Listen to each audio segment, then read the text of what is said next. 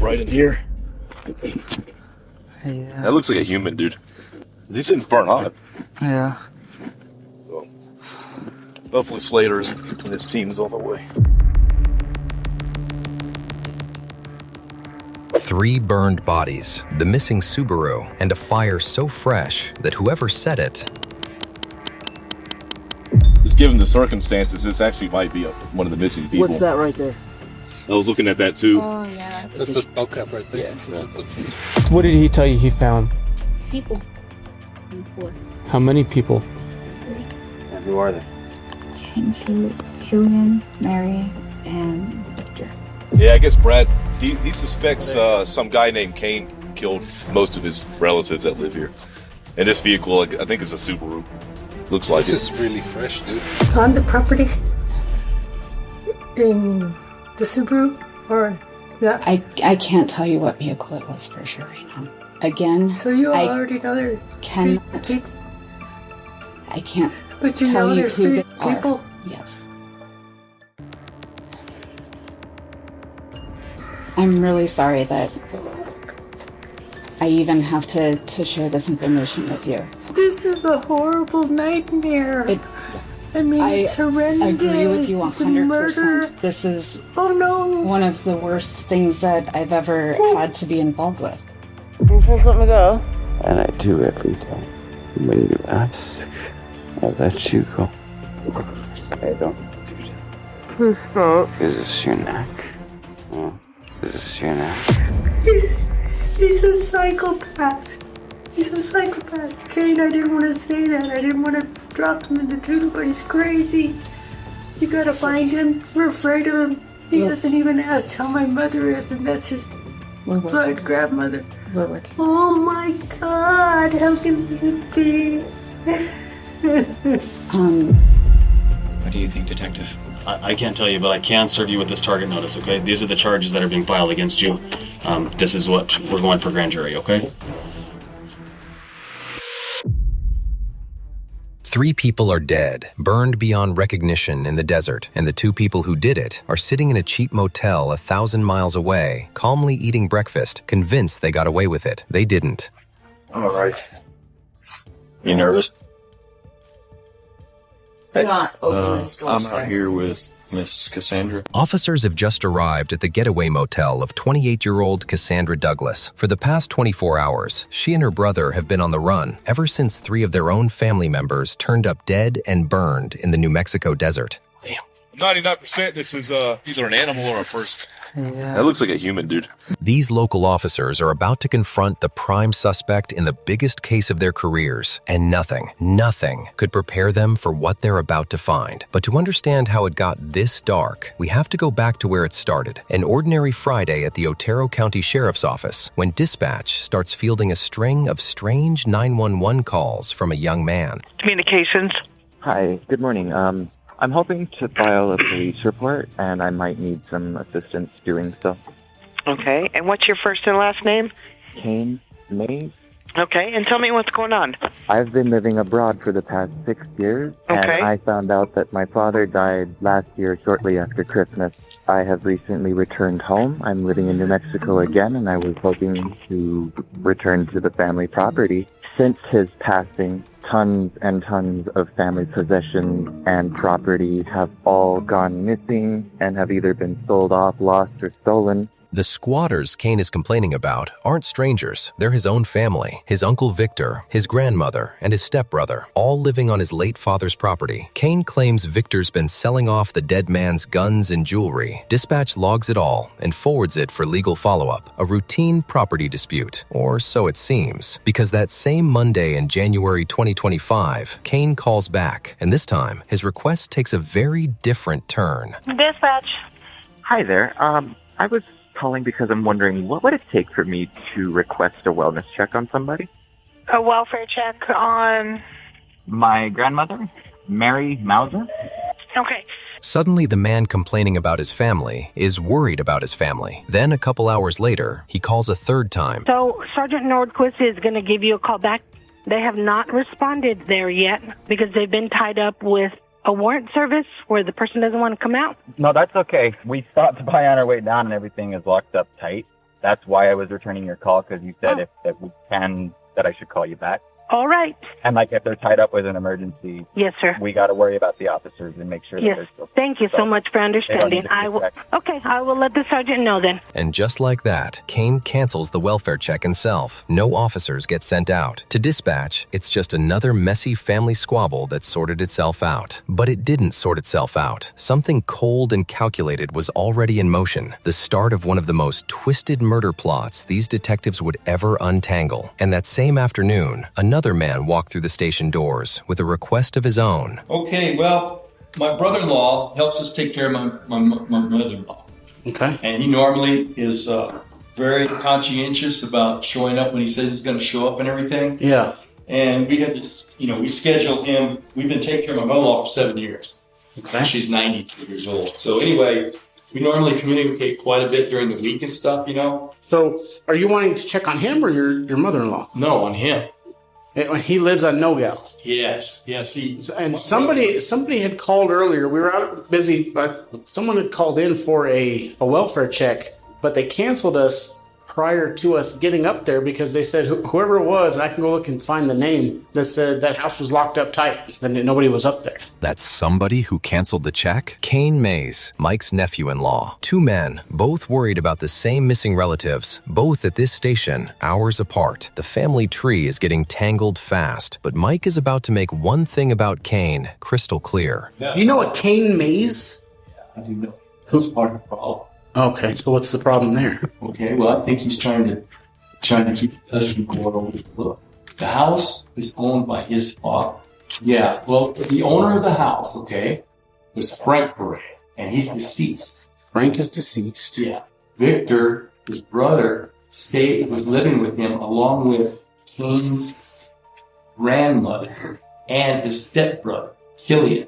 As Mike lays out the family web, one thing cuts through the confusion. 3 people are missing. All of them are close relatives. And before Mike leaves, he gives the sergeant a warning he won't forget. Mike tells the sergeant that Kane's late father, Frank, kept a small arsenal, and he taught Kane how to shoot. When Mike drove up to the property days earlier, a man appeared at the gate, armed. He called out, "Ben?" And the man answered, "No, it's me, Kane." Kane swore nobody else was up there. Now he's blasting Mike with texts. "Your grandmother's missing. Your uncle's missing. Your stepbrother's missing." Mike's verdict is blunt. Kane's a pathological liar. He's up to no good, and officers should not go up there with fewer than 2 men. Something is off, and the sergeant knows it. This won't be a routine welfare check. What makes this case so unusual isn't just the horror waiting at the scene. It's how police will have to claw the truth out of it, piece by piece, through forensics and patient surgical questioning. It will become one of the most exhausting investigations any of them ever work. About an hour after Mike leaves, Sergeant Nordquist and a team head for the property, moving cautiously in case Kane is waiting.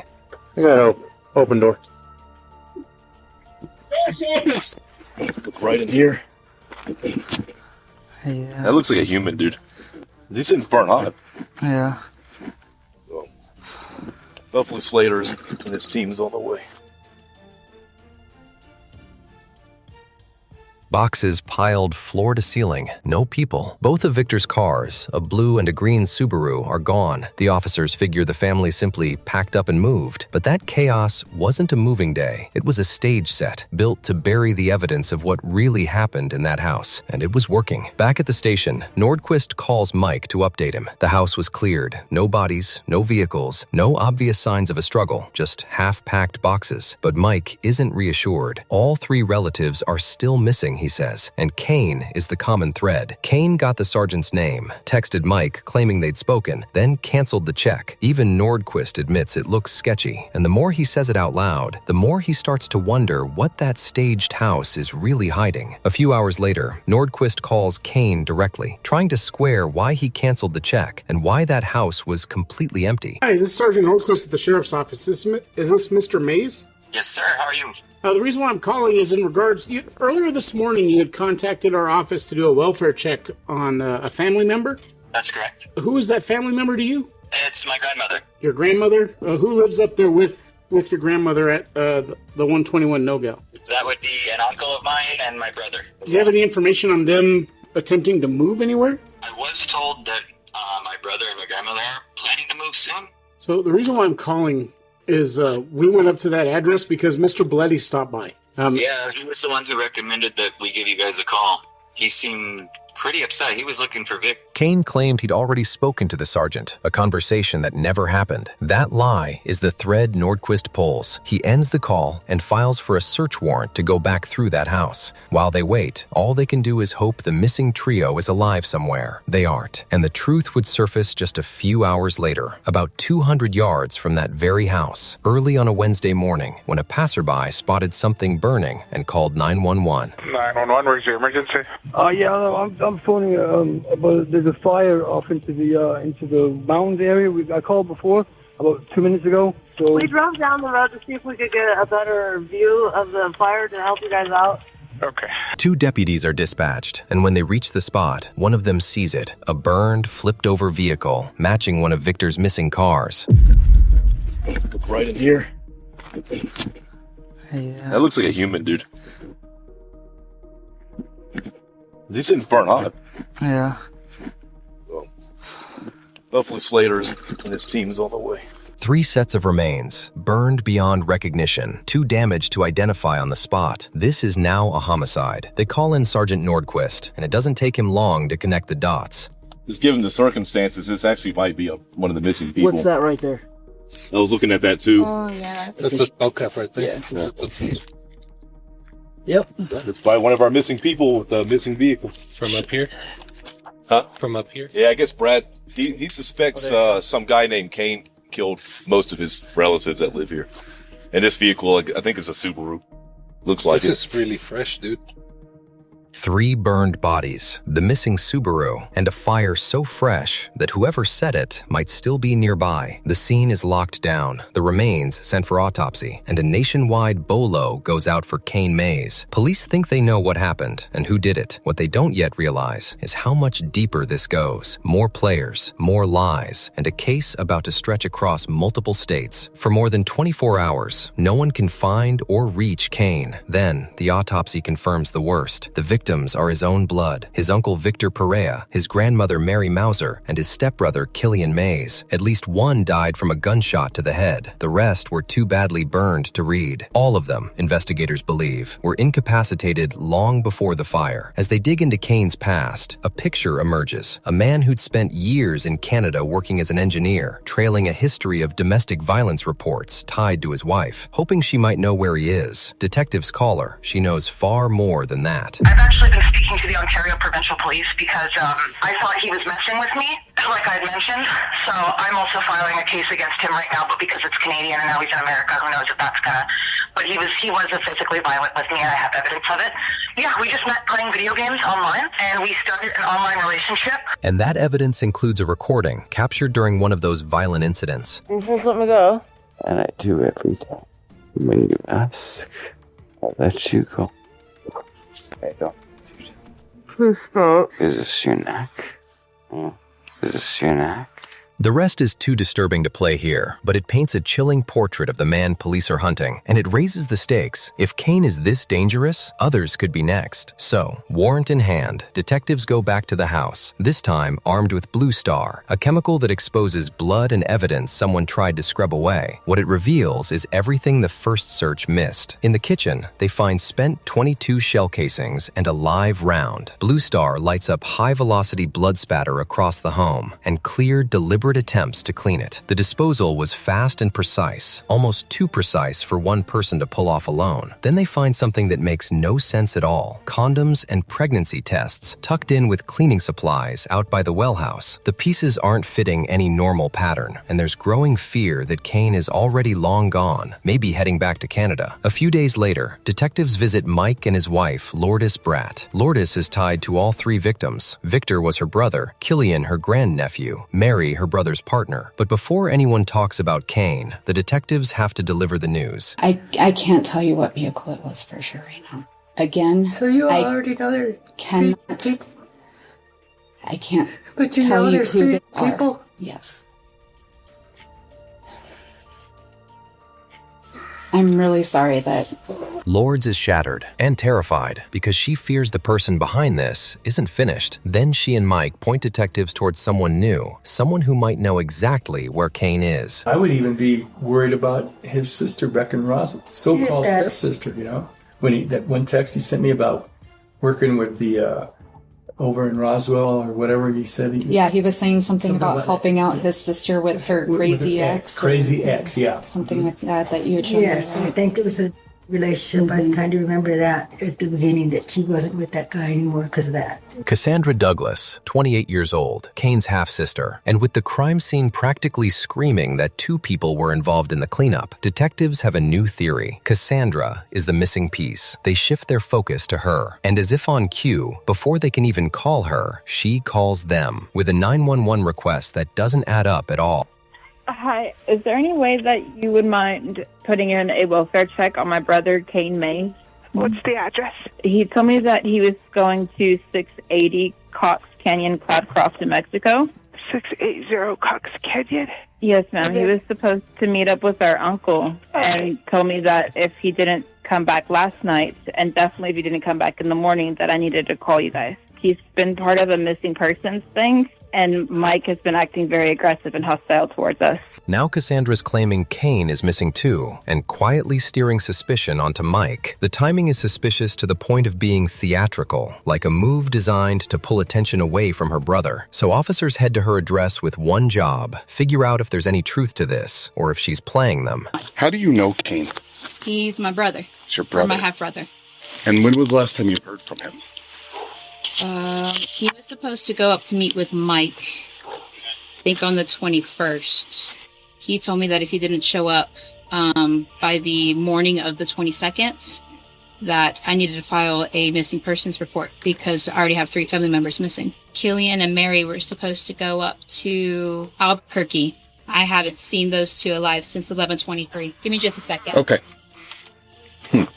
What the officers don't know, standing right there on her doorstep, is that Kane Mays, the man wanted across the country, is hiding inside that very house. They take her statement, ask her to call if Kane turns up, and leave. But now they have her story on record, and a story can be checked. Hours later, an officer canvasses the neighborhood. The neighbors tell a different tale entirely. Cassandra hasn't been living alone. A man with long, dark hair has been staying with her for months, and he's been driving a green Subaru, the exact car missing from the crime scene, parked right outside her place more than once. The description fits Kane perfectly. And once detectives start checking Cassandra's claims against the facts, the contradictions pile up fast. Cassandra swore she'd only just met Kane, but there's an old Facebook photo of the 2 of them together, going back years. That's lie number 1. Then surveillance footage surfaces from a nearby Walmart, Kane and Cassandra shopping together with her kids. And in the cart, alongside the groceries, bleach, vinegar,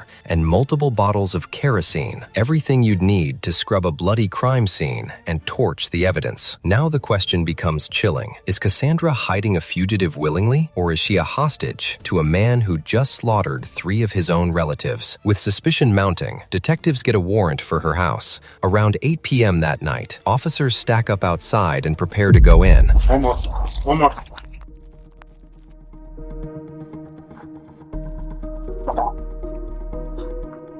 Roswell Police, anyone inside, make yourself known. All right, we're gonna pull in. I'm gonna take left. Ready? Small room. Got another door here. Ready? Yep.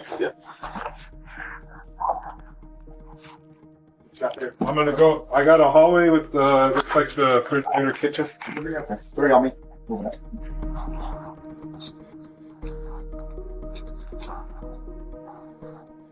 And Cassandra Jolly's the one that lives here, huh? Yeah. Look, they got some La Muerte stuff right here. Santa Muerte. Inside, the house feels wrong. Strange posters, graffiti, an unsettling atmosphere clinging to every room. Then officers reach the bathroom, where one of them remembers a tip. There may be something hidden beneath the house. No dust on it. Oh, that'll fit. That. Mm-hmm. You know what I mean? Oh, yeah. That's too new. It's really big. Mm-hmm. Oh.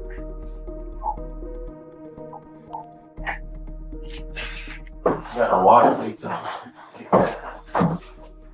Down in the basement, they find a plastic tote, a toolbox, duffel bags, and not a speck of dust on any of it. Whoever stashed these left in a hurry. Then comes the real find. Documents belonging to one of the victims, paperwork tied to Kane's father, and live .22 ammunition. They lock the scene down and move fast to get a real-time location warrant on Cassandra's phone, because by now, they're certain she's run and Kane is with her. And if they don't find them soon, the trail could end at the Canadian border. 12 hours later, the warrant comes through, and it's a jackpot. Verizon pings Cassandra's phone nearly 1,000 miles away, not in New Mexico, in Hernando, Mississippi, inside a Super 8 motel. The case just went multi-state. Mississippi police are briefed and dispatched. This is the final stretch, and what happens at that motel will decide whether police get their answers or lose this case for good. The officer's mission at Super 8 is clear. Find out where Kane is, test Cassandra's story, and figure out how deep she's really in. And the second they make contact, something feels wrong. Or actually, technically, I'm Douglas, because I still have my ex's last name. So, what's going on? What are we looking at here? I don't know. You tell me. All I know is that my brother went missing on the 21st.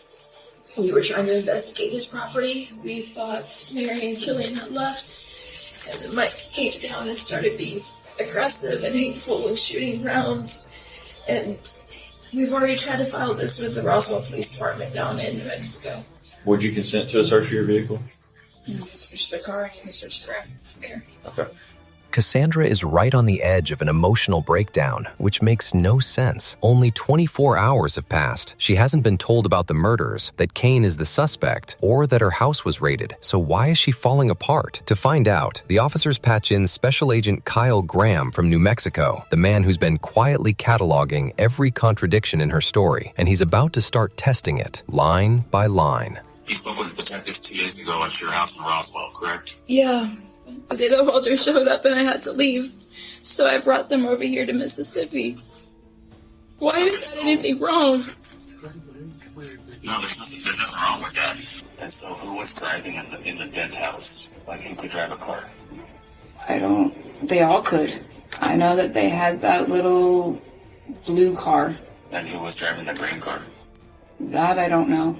As far as I know, that car is not drivable. Well, we have video of Kane driving the green Subaru. Huh.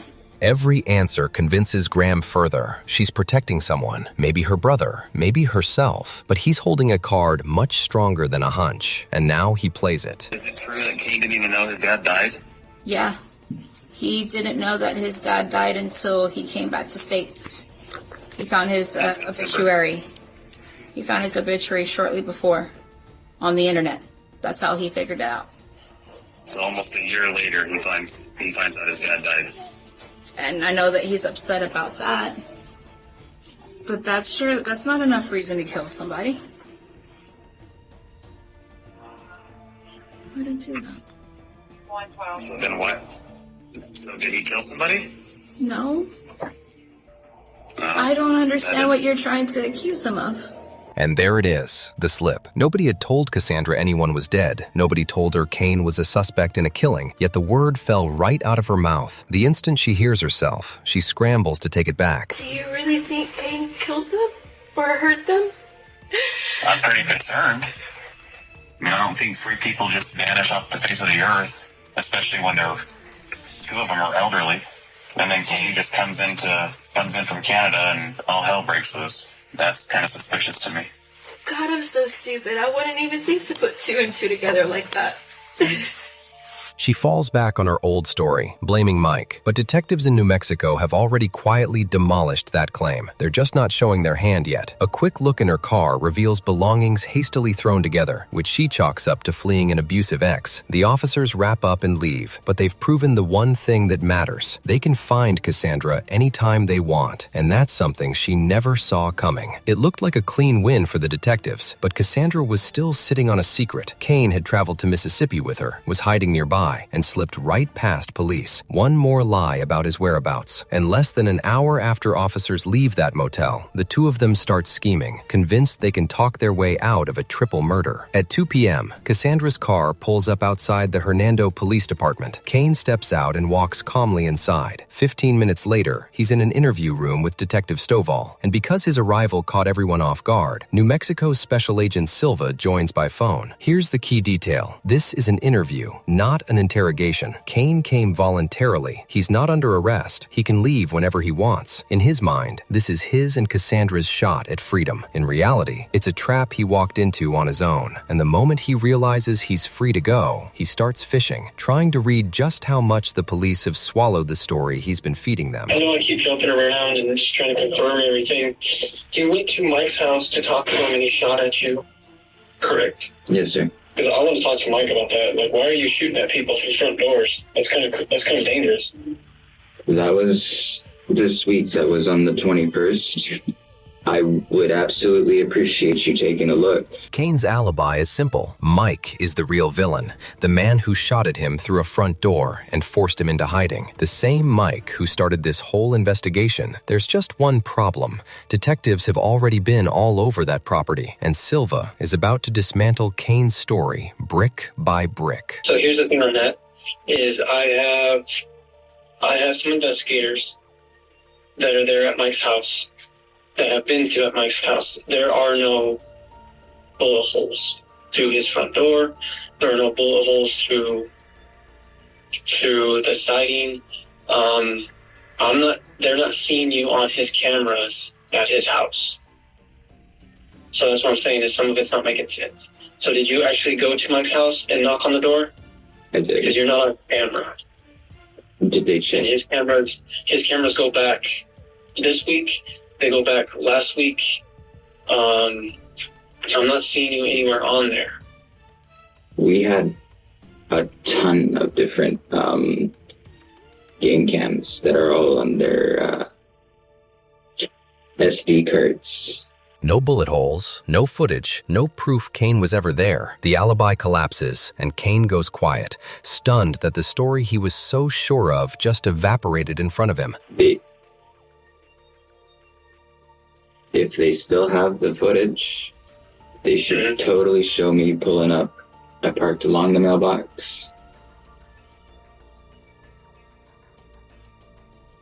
Kind of behind it a bit, not necessarily pulled up past it. Walked right up the drive up to the... It's kind of tucked in between the slope on the hill, and then it goes into the house where the stone steps are. That metal storm door. Okay. What should I ask? I'm just trying to give you a path so that you can see. And that was early afternoonish. I got there between 1 and 3 o'clock, I believe it was. I'd have to look at the help. I don't have it. But if they have that footage still, then I'm definitely on it. Kane then launches into a rambling 10-minute account of exactly where he parked, the kind of overcomplicated detail that tells experienced detectives a suspect has gone defensive, hunting for any sign the story's being believed. Silva clocks it and changes targets, steering toward Cassandra. Remember those strange items from the house search? Silva uses them to bait Kane into defending his sister, knowing that whatever he says will clash with what Cassandra already told the police. What happened when you were up there in January of this year? I'm trying to figure out everything that has happened as well. That's part of why I wanted to speak with you guys and kind of get you involved in looking. Because I'm going to be honest with you, I'm confused on these timelines. You were up there this week at some point, and you were up there last week at some point. So what happened this week and last week while you were up there with the family? That's what I want to know. They weren't there. Nothing's happened. Where you were at the house in Bent on the 18th of January, correct? I'm not sure. And now it's dawning on Kane. Cassandra may not be the ally he thought she was. The police have clearly picked a side, and his only partner might have turned on him. It would explain why she dropped him off here in the first place. Remember, he can refuse any question. He can walk out the door. But when Silva steps off the phone for a moment, Kane stays and starts talking to the officer in the room.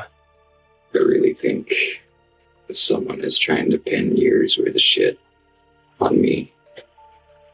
Because I came back home at the wrong time and interrupted something. But do you see how it looks for us?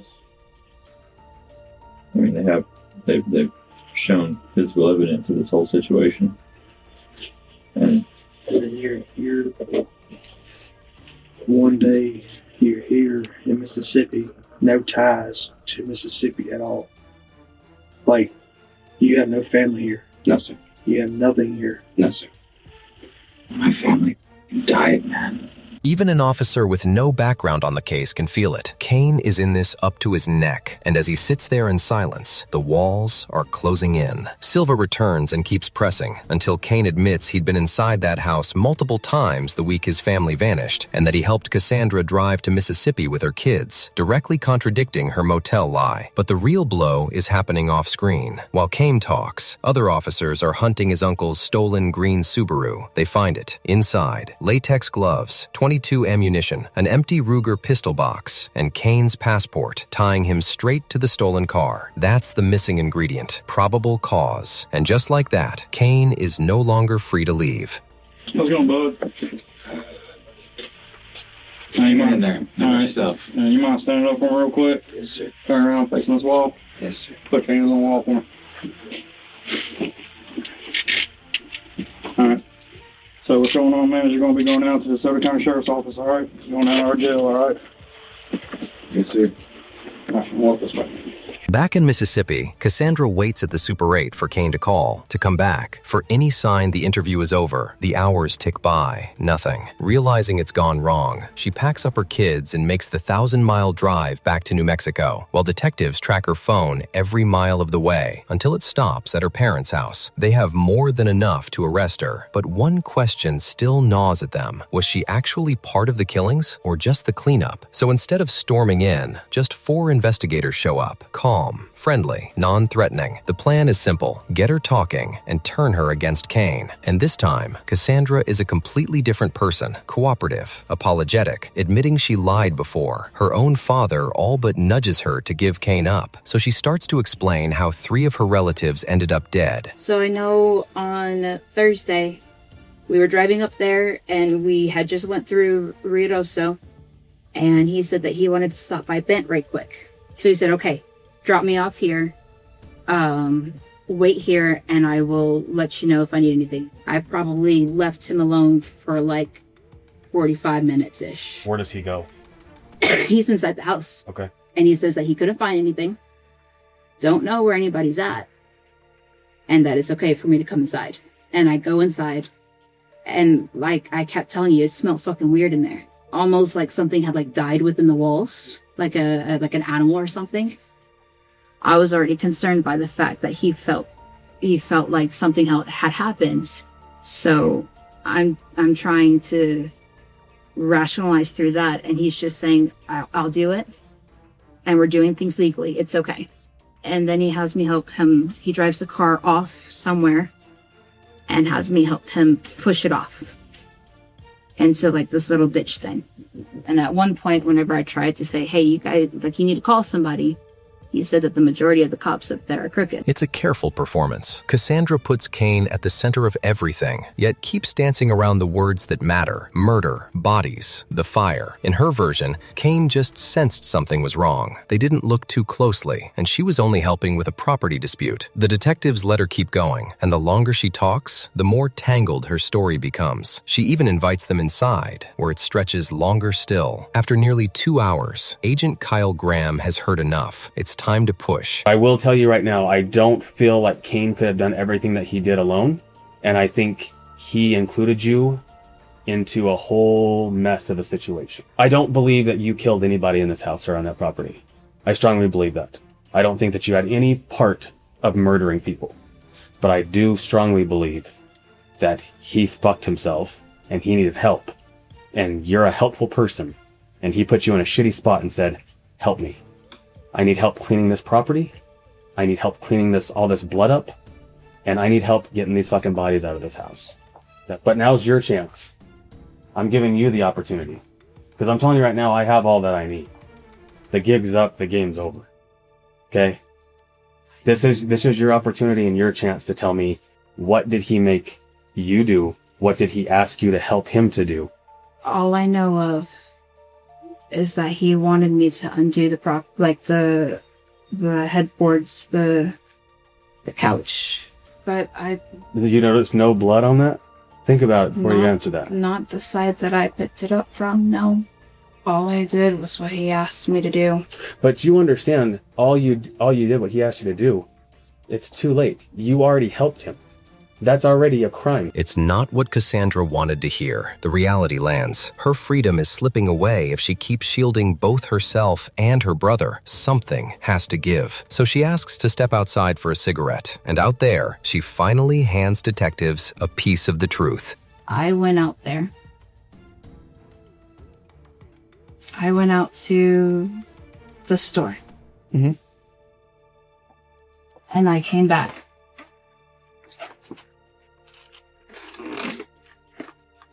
He said I found them that way. He said what? That way? So what did he tell you he found? People. On the floor. How many people? 3. And who are they? Julian, Mary, and Victor. I signed up to take him to a job interview. I didn't sign up for him to do this. Do you now believe that he did it? I don't know what to believe. I just know that there was a mess, and then there was a lot of illegal shit. Lots of illegal shit. What else did you help clean up inside the house? Besides the blood? And the furniture, taking it out. Yeah. And I didn't see how bad the furniture was. Did you help clean up anything else? There's so many red flags going on right now of you saying that you walked into this house and Kane telling you, holy shit, I just walked into a house and all my family's dead. It's the closest they'll get to a confession. Almost immediately, Cassandra backpedaled into a softer version. They found the bodies already dead and only covered it up to avoid the corrupt cops Kane warned her about. Graham presses until nightfall, but she won't budge past that line. So before he leaves, he circles back to one odd detail that's been nagging at him the entire time. Why'd you guys buy a brand new box of condoms? No, that was a joke. It should be the skin on latex. And I had bought those in Chattanooga. Is it him and hers? And I threw them at Walter. Because I was tired of having kids and I was tired of being pregnant all the time. But why would they be in the Bent house? I don't know. Why would they be in the Bent house? That's why I have a weird question. Last time I knew about them, they were in they were at my house. Well, this was in the well house with all of the cleanup. He told me that there was a possibility that Corinne wasn't his mother due to DNA results. And that there was a potential that he had feelings for me. Kane? Mm-hmm. And that's not weird for you? Like, to be around him with your kids when you guys are pretty much brother and sister? Like, it was weird, but he never acted on it. I thought you guys were step-siblings, not half-siblings. No, we're half-siblings. Well, because we also found a pregnancy test. Yep, I had a one-night stand at the Variety, and I didn't start my period on time. And I panic, and I overthink, and there should be 4 of them. Graham's tone says it all. He isn't buying it, and he suspects there's a much darker layer to Kane and Cassandra's relationship than either will admit. Still, the visit did its job. There's no confession to the killings yet, but Cassandra has now tied both herself and Kane to the cover-up. It's enough. She's officially detained and hauled back to the station, and whatever was said behind those doors finally broke her, because in the hours that followed, she turned on Kane completely, doing everything she could to put distance between herself and the slaughter, a betrayal he never saw coming. All I knew is that I had PTSD from the last time he saw cops. Because there was my blood all over the floor and my head through the wall, and I was trying to protect him from that. If he was really as innocent as he said he was, then there was going to be nothing to hide, right? Which is why I dropped him off at the jail. I was pretty shocked that he showed up at the police department in Mississippi. Because I told him if he was as innocent as he told me that he was, if he really found them the way they were, then that's all he had to tell you guys, and you would figure out the rest. Days later, Kane is hauled into an interrogation room, this time in an orange jumpsuit, for his final interview. The man across the table is Agent Graham, the same investigator who already cracked Cassandra. He knows this case is cold, and he walks in with one objective, a confession. And Kane, still oblivious, opens by trying to keep Cassandra's story in sync. He has no idea she's already turned on him, that she confessed to the very detective sitting a few feet away. I talked to her on Sunday. I traveled to Roswell when she got in. I talked to her for probably, more than 2, less than 4 hours, okay? And then on Monday, I traveled to Roswell again, and I talked to her again. Okay. For about, 2 hours, okay? But I learned a lot from her, okay? And I'm hoping that I'm going to learn more from you. I don't want to call anybody a liar, but I think there's some inconsistencies with your statements. Because I want you to know that there's going to be a lot of questions that I ask you that I already know the answer to, but this is going to be a test for you to see if you're being truthful with me. The instant Kane realizes he's standing alone, the whole tone shifts. Graham doesn't ease in. He drops Cassandra's confession on the table and lets it sit right between them. Did you hurt anybody inside that house, including Victor, Killian, and Mary? No, sir. So how does Victor, Killian, and Mary just mysteriously go missing? I've been trying to find out the same. You do understand, though, that we found all 3 of them, correct? I believe Special Agent Silva did tell you that. He alluded to something that I was really hoping is not truthful. So I'm not really one to beat around the bush, okay? I just call it like it is, okay? But Cassie's told me everything that's happened, okay? She told me the involvement. She told me what you guys did. That you walked into the house, you found all 3 of them dead. You guys picked up their bodies, you put them in the blue Subaru, you drove it up the hill, you guys both tipped it over. She's told me it all. Okay, you guys used the little green dolly to pick him up and put him on the dolly, wheel him out to the car. You tied a rope around Killian's waist, hooked the rope up to your dad's hitch, and drove the car to pull him into the back seat. The silence after that is deafening. Every plan Kane walked in with just got flipped on its head, but Graham is playing it carefully. He lays the story out exactly as Cassandra told it, leaving Kane a door, admit only to hiding the bodies, and pin the actual killings on someone else. Get that admission first, and the rest will follow. I can tell you what happened. I can't tell you why. I don't know. I was trying to find out. I fucked up your crime scene, and I'm sorry for that. Is everything that I just said, what Cassie told me, is that accurate? To a degree. And what isn't? When we went to the house that day. And it's just you and Cassie? Yeah. Not the kids? No. There's a witness, too. And who is that? The mailman. He can attest to this. Like the postal man that drives and delivers the mail in the mailboxes? Yeah. Okay. Yeah. We had gotten there just before him. He went up. I told her to hang tight for a minute because that meant that everybody would be awake. And that was kind of looking hopeful. Killian was up and moving about.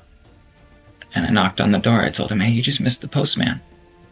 And he was real fidgety. He was scratching his head a lot. He was irritated.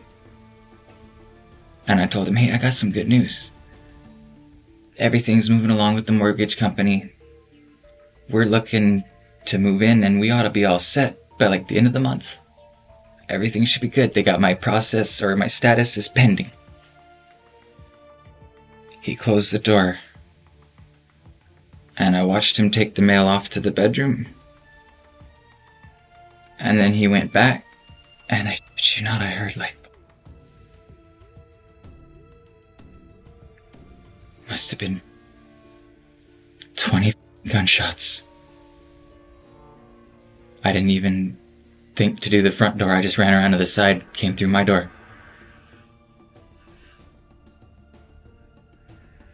And it wasn't closed all the way.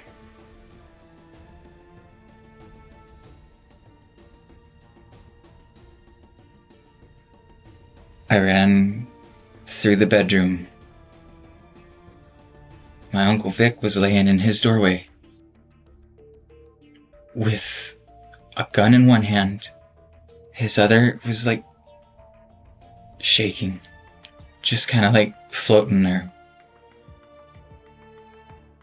And Killian was across from him.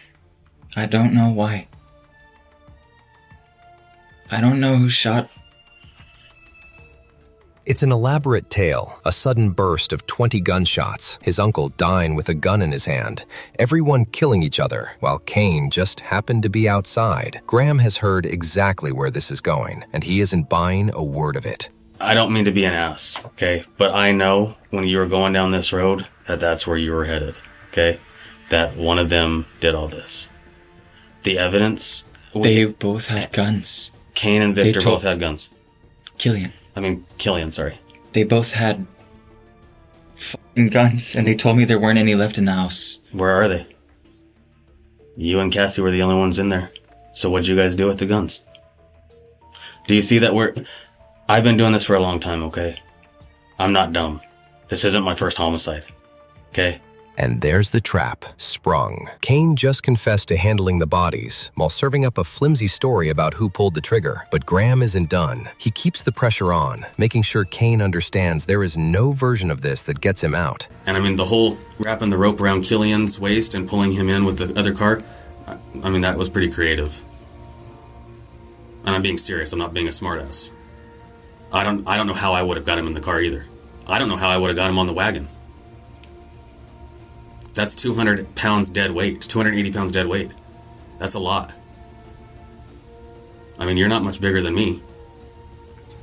I mean, think about how crazy that sounds, though. No, like you were cremating them, and you went up there on the 22nd and you burned them, right?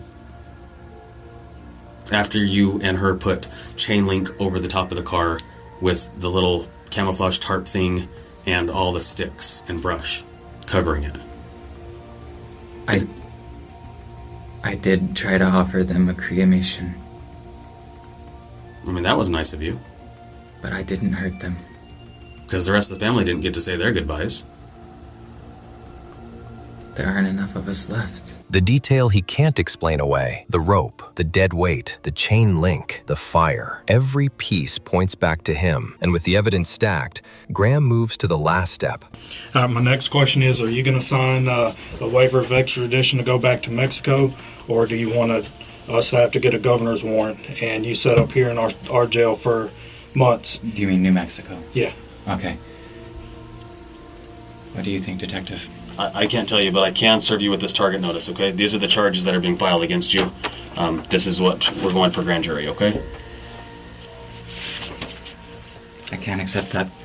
Well, it's not an option. These are the charges. That's what's coming against me? Yes, sir. These are your charges. Accept it or not, the charges are coming. Kane is facing arson, aggravated burglary, and 3 counts of first-degree murder. Cassandra is charged too. 3 counts of first-degree murder, conspiracy to commit murder, and tampering with evidence. In the weeks that follow, investigators assemble the full picture: the blood spatter, the cleanup supplies, the burned Subaru, the shell casings, the phone records, and Cassandra's own words about disposing of the bodies. This is what they believe happened. Victor, Mary, and Killian were killed near the south bedroom and kitchen, then dragged through the house and loaded into Victor's blue Subaru. Kane drove it into the canyon, pushed it into a ditch, and set it ablaze. His shifting stories and his control of the green Subaru mark him as the primary killer. Cassandra's admissions place her squarely in the cover-up. The motive, detectives believe, traces back to the moment Kane returned from Canada and decided that 22 acres of family land was rightfully his, a grievance he allegedly turned into a plan to erase the people standing in his way, dragging his half-sister in with him. For now, both remain innocent until proven guilty, but if convicted, each could spend the rest of their lives behind bars. As for Mike, Lourdes, and the rest of the family, they can finally breathe, praying the 2 responsible never walk free again.